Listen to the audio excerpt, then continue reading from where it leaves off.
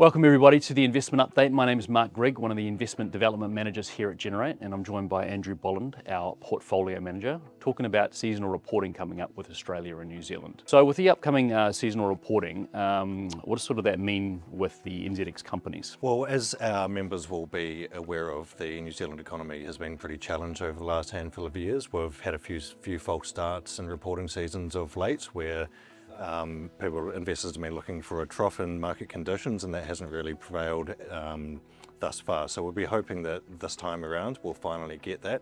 There'll be a lot of interest in bellwether companies such as Freightways. Freightways has managed their business really well through a difficult economic period, sort of gaining market share in parts. And they'll be interested in sort of the volume side of their business within the parcels and the couriers segments of the operation. And that's both on a business-to-business and business-to-consumer basis, and that'll be of interest because that provides sort of a read-through to the real economy in terms of what sort of demand are we seeing from both purchasers and businesses. And then there's a couple of turnaround stories that'll be of interest. The largest of which is Spark. Spark's had a number of mishaps and earnings downgrades over the last 2 years.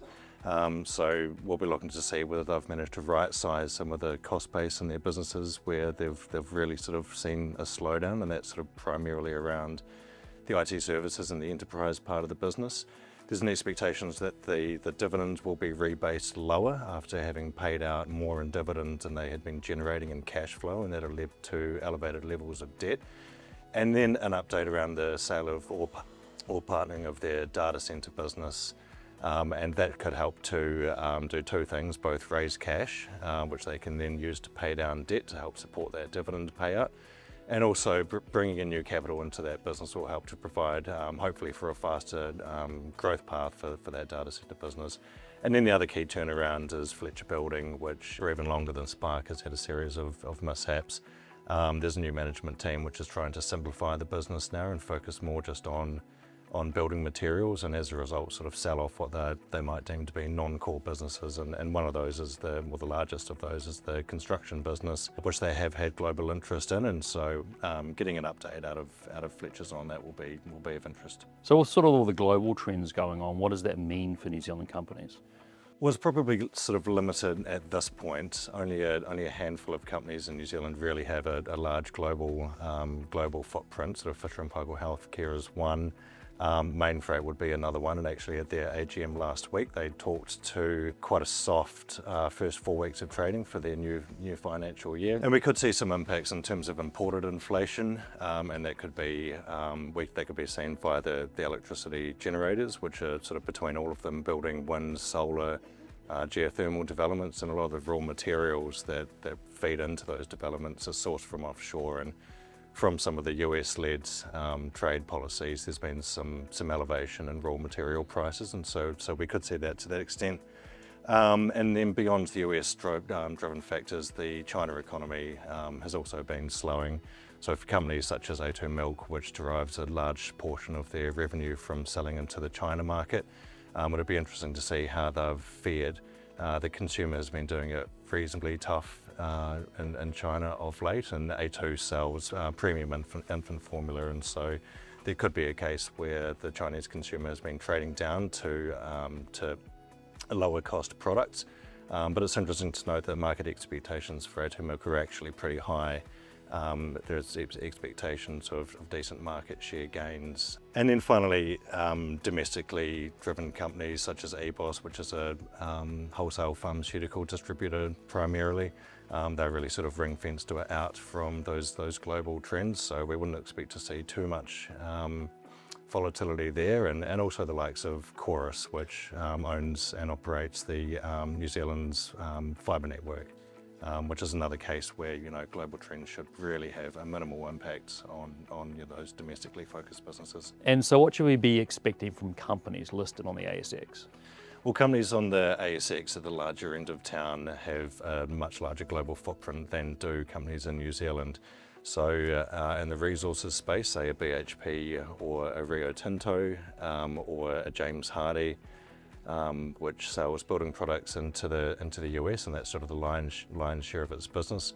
Or maybe even a CSL, which is a global biotech company which primarily sells plasma-based vaccines and therapeutics into the US.